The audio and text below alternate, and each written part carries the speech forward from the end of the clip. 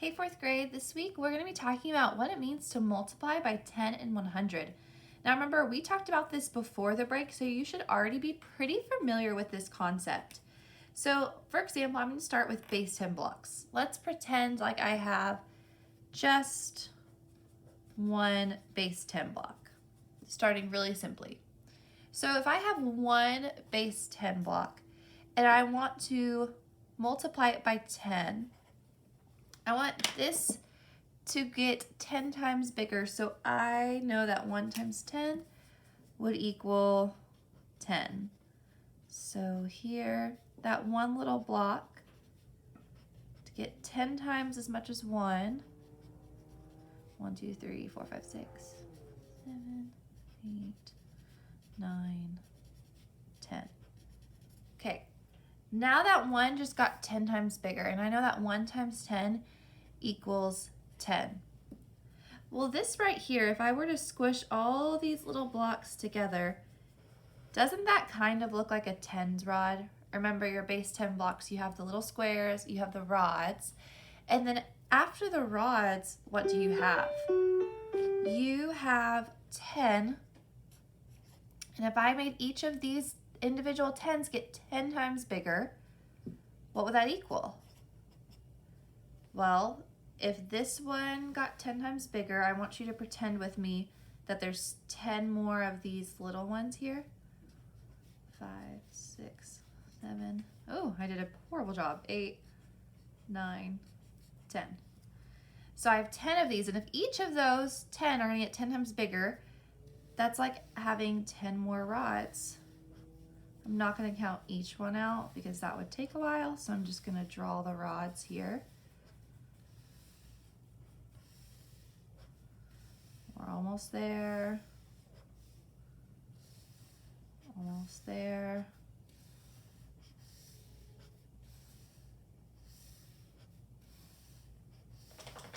Okay, what does that look like? Well, hopefully that looks familiar. Hopefully that looks like a hundreds block. And in fact, it would be a hundreds block because initially I had 1, I multiplied it by 10, so then I had 10 of these ones.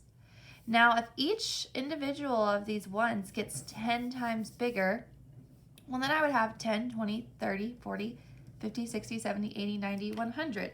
So 10 times 10 equals 100. Now, I'm noticing a pattern here. Do you notice it? First, I have a 1 in the ones place. I multiplied it by 10, and now that 1 is in the tens place. It got 10 times bigger, and it moved 1 place to the left. Look here. I start with a 10 in the tens place. When I multiply it by 10, I get 100. This 1 moved to the hundreds place. Remember that place value chart I always take you back to, like all the time? Well, we know that our place value chart and the way numbers works is that there are patterns. So we have our ones place, tens, wow, that's weird, hundreds, comma, we have thousands place. What comes after thousands place, y'all? Good, the 10,000s place. And then we have the 100,000s place. And we can keep going on and on and on, but I'll just call this the millions place. Oops, forgot a 0. And we'll call it a day. So we have a pattern here. If I start with a 1 in the ones place, if I multiply it by 10, that 1 is now going to move to the next place over. So 1 times 10 will be 10. 10 times 10 would be 100. So we practice this a lot with 1. Let's look at a number other than 1 and see if the pattern still works the same. So let's take the number 60. If I multiply 60 times 10, we have a 6 in the tens place. What is the next place to the left of the tens place? Hopefully you said the next place would be the hundreds place. So the 6 would go to the hundreds place, and so I'd have a 0 in the tens place, a 0 in the ones place. 6 times 10, 60, excuse me, times 10 would be 600. Now, I want you to picture this 60 right here. 60, we start off and we'd have 1, 2, 3, 4, 5, 6. These are my tens rods, so each of these are worth a 10. Well, remember, if each of the little tens in here, again, I'm horrible at my accurate drawing today. Each of those 10 ones would then get 10 times bigger. So 10, 20, 30, 40, 50, 60, 70, 80, 90, 100. So each 10 is getting 10 times bigger. So this is 100. This 10 gets 10 times bigger. So that's another 100. 10 times bigger. 10 times bigger. 10 times bigger. 10 times bigger. Now look what we have. 600. When each 10, we have 6 tens, each 10 gets 10 times bigger, they become hundreds, so now we have 600. It's a pattern we see often.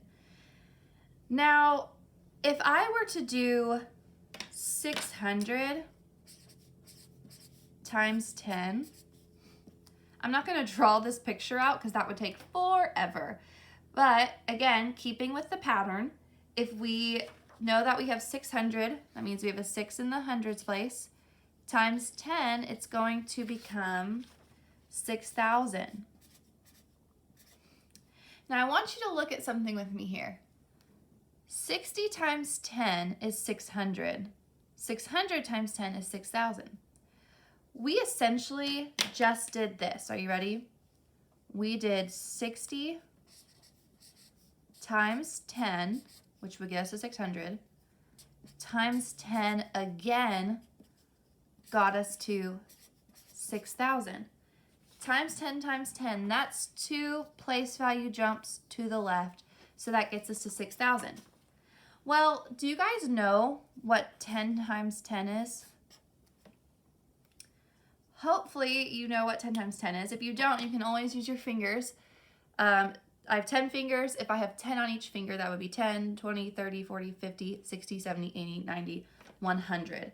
So 10 times 10 is the same thing as 100. So instead of doing 60 times 10 times 10, what I could do would be 60 times 100. And guess what? That would also equal 6,000. These are the same because when you have a string of numbers to multiply, it doesn't matter what order you multiply them in. So I could do 60 times 10 is 600, times 10 is 6,000. Or I could do 10 times 10 is 100, 60 times 100 is 6,000. 100 pushes us 2 places to the left. Now, what if I have multiple digits other than 0 in my number? For example, what if I have... What if I have the number 72? Same rules apply. If I do 72 times 10, each of these digits are going to move 1 place to the left. So this 7 is in the tens place. Now it's going to be in the hundreds place. This 2 is in the ones place, so now it's going to be in the tens place. And what's left in the ones place? Well, I have to put a 0 here. 72 times 100, it would jump 2 places, right? So this 7 in the hundreds place would now be a 7 in the thousands, or not thousands, sorry. The 7 in the tens place would now be a 7 in the thousands place, because I know it's gonna jump. This 2 in the ones place is now gonna be a 2 in the hundreds place. So what's left here in the tens place and the ones place? I'm gonna put zeros to hold their place, right? If I don't put those zeros there, then this is just 72. And 72 times 100 is not 72. I could even take it one step further. If I did 72 times 1,000, that would be 1 extra jump of 10. I know 10 times 10 times 10 is equal to 1,000, so this would jump 3 times. So the 7 would go from the tens place to the hundreds, thousands, 10,000s. This 2 would jump 3 times. It would go from the ones, tens to tens, tens to hundreds, hundreds to thousands. So then I'd have to put 3 zeros there. Maybe you've noticed a pattern already. In order to multiply a number by 10, I had to put a placeholder there to push all the numbers over to the left. Look, I wanted them to jump over 2 places to the left because I was multiplying by 100, and I needed 2 placeholders. Anytime I drop a 0 at the end of the number, it pushes the number to the left.